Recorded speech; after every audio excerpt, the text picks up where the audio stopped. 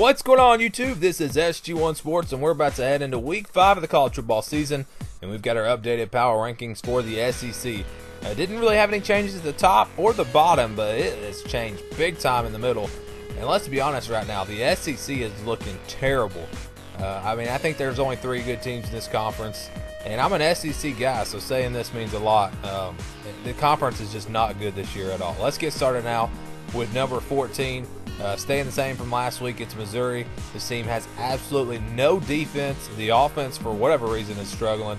I thought, at least they would have a good offense, but originally I think this is where I picked this team, and I kind of thought maybe they're going to do better, and then now we're back to where we started. Missouri looks terrible. I mean, this team, it's just not good at all for Missouri. They got blown out by Auburn this weekend, which I think Auburn is still a good team.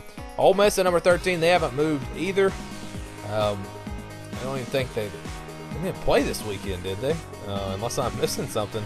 They did not play, so it's a rough start for them. Shea Patterson has been good, but the rest of the team, not so much, and they're staying here at number 13.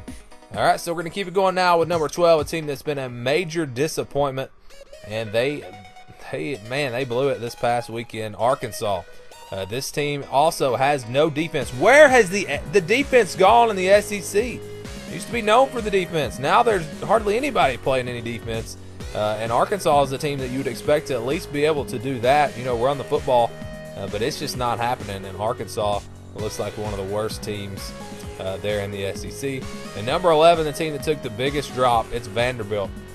Boy, they got exposed by Alabama. Couldn't even get 100 yards up against that Alabama defense. Alabama ran all over them. So that's the formula going forward. Just run the football, and you'll beat Vanderbilt pretty easily. Based off of week 4, you'd probably put Vanderbilt in last place, but they do still have that win over Kansas State, so we're not going to hold that against them. Just one game. Maybe they'll bounce back. Number 10, Kentucky. And by the way, our power rankings, sure, it's based off the whole season, but it has an emphasis on the last week, like how teams are getting better or worse. So that's why you're seeing Kentucky below South Carolina. But a tough loss here for Kentucky. Had a chance to beat Florida. Maybe I'm too harsh on them. Maybe I should put them higher, but they just really blew that game. They should have won.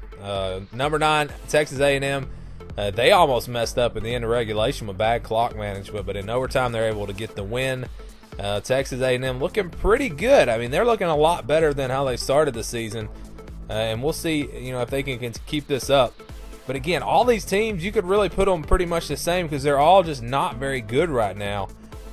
Texas A&M, I think, does have one of the highest potentials of these teams. I think Texas A&M could be really good by the end of the season. South Carolina, again, I've got them higher than Kentucky, even though Kentucky beat them. And I don't even know why. I really don't have an answer because they didn't look good at all. They got the win, though. I guess that's the big thing. They were able to find a way to get it done. But South Carolina does not look near as good. And they have that win over NC State, so that, boosts their resume a little bit. Tennessee, they look terrible, but they won. So you're seeing teams, they won games, but they just did not look good. South Carolina, Tennessee did not look good at all, even though they did get wins. So Tennessee here at number 7. The East it's Georgia and Florida. It's probably just Georgia. Florida, I think, maybe has the potential to get up there with them. Tennessee, just not quite on that level.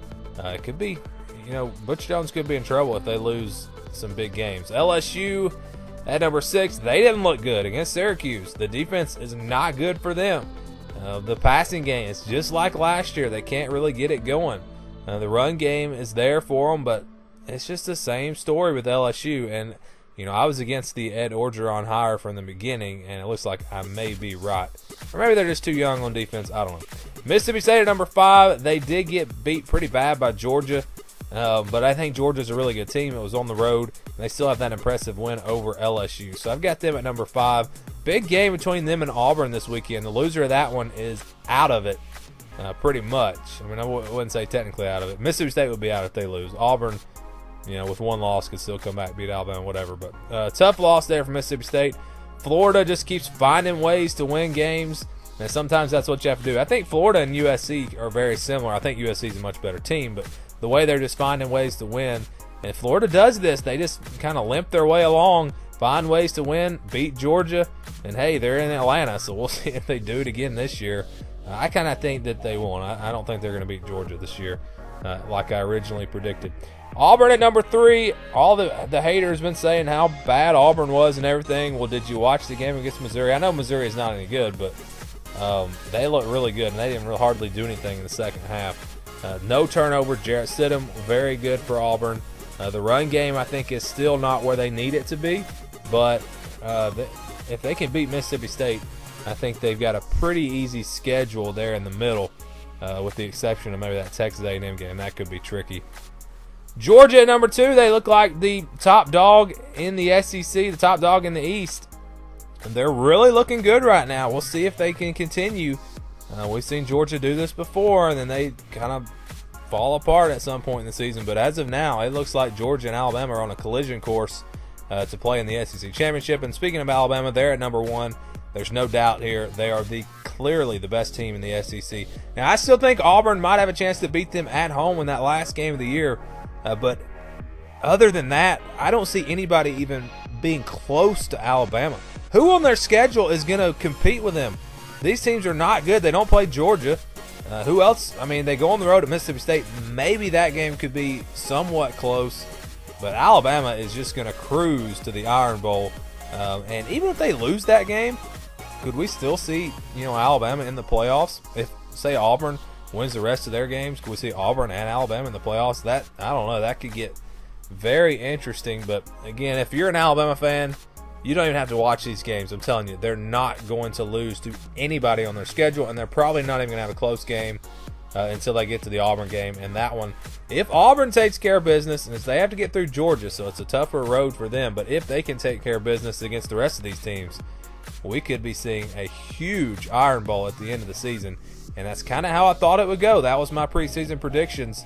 I thought it was going to shape up to where those two teams would meet for the SEC West in that last game.